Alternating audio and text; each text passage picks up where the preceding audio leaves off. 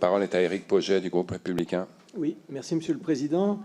La semaine dernière, le Premier ministre a annoncé la feuille de route du gouvernement en matière touristique, en réunissant notamment le premier comité interministériel du tourisme.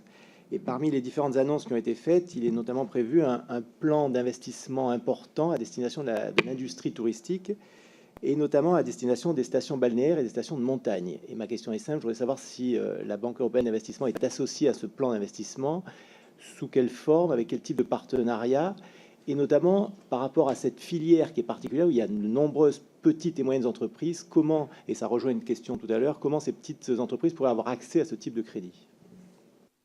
L'État, Monsieur Fayon.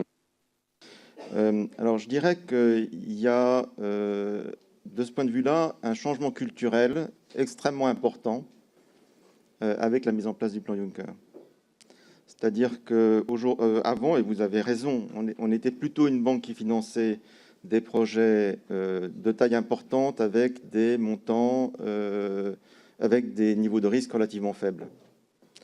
Et ça continue à être une partie importante de notre activité.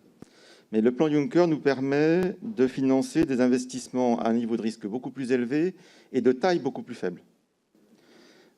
Et aujourd'hui, on fait, ce que j'aurais dû dire dans la présentation, c'est une grosse maison, la BEI. On fait à peu près 80 milliards d'euros de prêts par an, dont, donc, comme vous le disiez, 9 en France. Sur ces 80 millions d'euros de prêts, il y en a une petite vingtaine qui sont milliards, qui sont au titre du plan Juncker, donc avec un niveau de risque plus élevé. Et donc ça, c'est vrai que c'est un changement important qui peut permettre de financer des projets, y compris des projets d'investissement dans des entreprises de taille intermédiaire ou des grosses PME pour 10 ou 20 millions d'euros, hein, ce qu'on ne faisait pas avant. On développe aussi, alors on n'est pas une institution qui prend des participations directement dans des entreprises, mais on fait des choses qui se rapprochent de cela avec des prêts en quasi-fonds propres, hein, ou des prêts sur lesquels on va prêter de manière très subordonnée, c'est-à-dire qu'on viendra, s'il y a une difficulté dans l'entreprise, on sera en gros très junior par rapport à d'autres prêteurs de l'entreprise. Ça, c'est des éléments qu'on essaye de développer parce qu'on pense que c'est aussi là qu'il y a des besoins en Europe.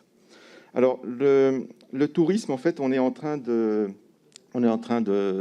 développer une vraie stratégie sur le tourisme. Le tourisme est souvent éligible au titre d'autres priorités européennes que le tourisme en tant que tel, hein, au titre ou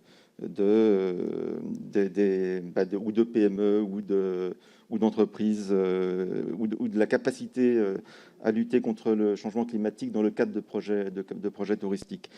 Et nous allons développer dans le cadre de la poursuite du plan Juncker, parce que le Parlement européen, la Commission européenne et le Conseil européen sont en train de négocier la poursuite jusqu'à fin 2020 du plan Juncker qui devait s'arrêter mi-2018, de projets qui viseraient plus spécifiquement le tourisme.